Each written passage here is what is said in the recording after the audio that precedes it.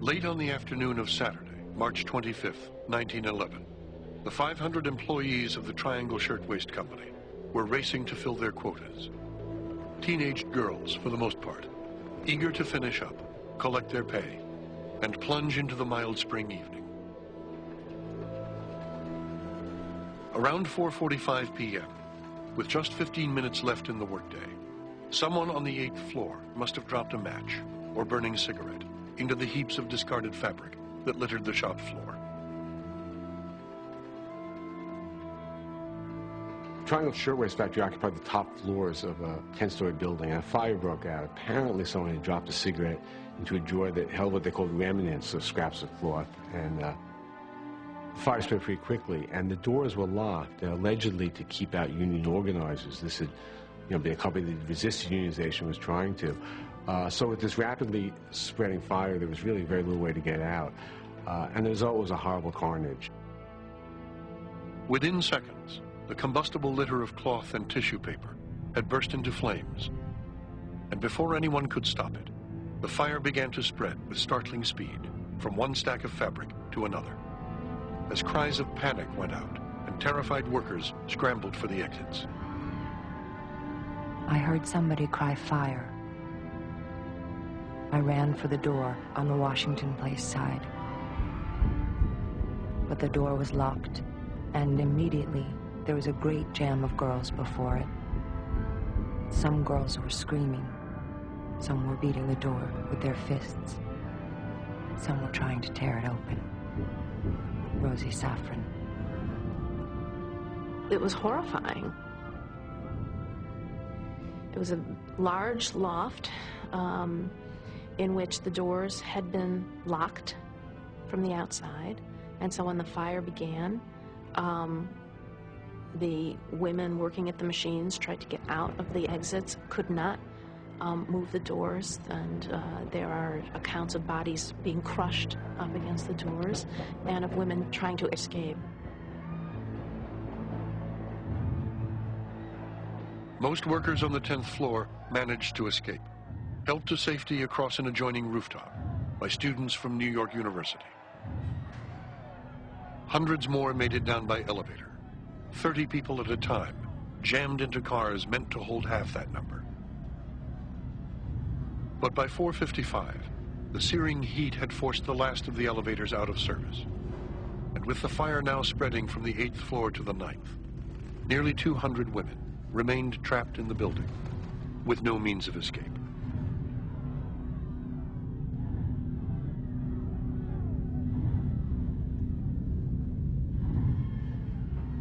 On the 8th floor, workers tried bravely to stop the fire, but the flames were too quick, and the water pressure in the fire hoses failed them.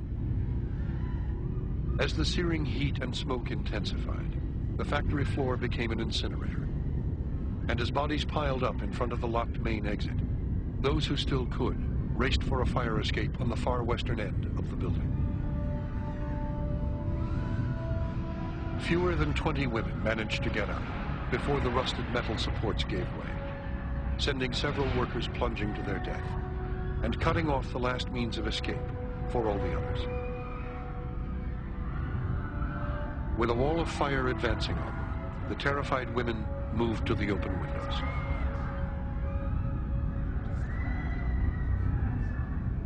The girls behind us were screaming and crying. Several of them, as the flames crept closer, ran into the smoke, and we heard them scream as the flames cut their clothes. One little girl, who worked at the machine opposite me, cried out in Italian, "Goodbye, goodbye, Tessa Banani." Outside on the street below, a huge crowd had gathered. The New York Fire Department had arrived within minutes of the call, rushing 35 vehicles to the scene, along with the most modern firefighting equipment in the country. But even the tallest ladder could go no farther than the 6th floor, 2 full stories below the burning factory floors, where tongues of flame could already be seen curling out of the windows. The fire, of course, like any fire in Manhattan, could be spotted from blocks and blocks around because of the smoke. So there were big crowds on the streets below, and the fire had gone on long enough that people had also heard the word down on the Lower East Side and had come up to the village, waiting to see what would happen. And then it became apparent in this heart-gripping moment that no one could get out except if they jumped. At 5:05, a laborer named Dominic Cardiani, pushing his wheelbarrow down Green Street, heard a muffled explosion, followed by the sound of breaking glass. Glancing up, he saw what he thought were dark bundles of clothes, sailing from an 8th floor window. You know, you can hardly believe it when you read about it. I mean, imagine, from the 8th, 9th, and 10th floors of a building overlooking Washington Square Park, you know, first this great tongue of flame leaps out, you know, and passes by where there's some policeman said, oh, it was just a momentary accident. Then all of a sudden, one passerby said something that looked like a bale of old clothes comes plummeting down from the 8th floor and hits with this thud, which somehow seemed too loud for a bale of clothes, on the sidewalk. And someone said they must be throwing, and it was burning as it fell, and they must be throwing out the burning bales of clothes. And then other bodies started to come down. People realized that young girls would go out on the ledge. The flames would be looming up behind them, and they'd jump, of course, to die. Some would try to cling to the ledge with their fingertips, but they couldn't.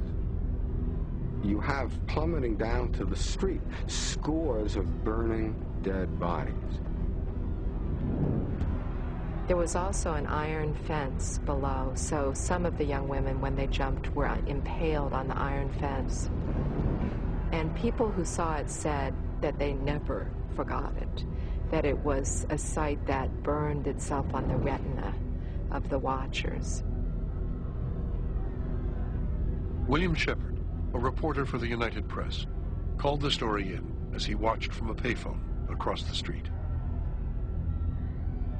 I learned a new sound, more horrible sound than description can picture. It was the thud of a speeding, living body on a stone sidewalk. Thud. Dead. Thud. Dead. Thud. Dead. Thud. Dead. There was plenty of chance to watch them as they came down. The height was 80 feet. The first 10 thuds, deads, shocked me. I looked up, saw that there were scores of girls at the windows. The flames from the floor below were beating in their faces. Somehow I knew that they too must come down. I even watched one girl falling, waving her arms, trying to keep her body upright, until the very instant she struck the sidewalk. Then came the thud. Then a silent, unmoving pile of clothing and twisted, broken limbs. William Shepard. By now, dozens of women at a time could be seen standing at the 8th and 9th floor windows, all but engulfed by the inferno. As those below watched in horror, groups of women, 3 and 4 at a time, grabbed each other by the hand, closed their eyes, and plunged off the building. They hit the pavement just like rain, a stunned fire chief named Edward Worth later testified. Frances Perkins, a 31-year-old advocate with the Consumers League, stood with her hand at her throat, helpless to stop the unfolding tragedy. The nets were broken. The firemen kept shouting for them not to jump. But they had no choice. The flames were right behind them. For by this time, the fire was far gone. Frances Perkins. By 5:15, the scene on the street was a bedlam, as thousands of workers poured out of nearby factories and pressed against the barricades. Fire engine horses reared at the strong smell of blood, while police tried without success to control the crowd. The floods of water from the fireman's hose that ran into the gutter were actually stained red with blood. I looked upon the heap of dead bodies, and I remembered these girls were shirtwaist makers.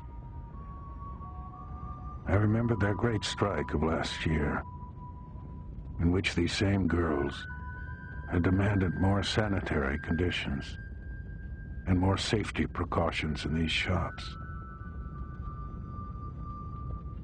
These dead bodies were the answer.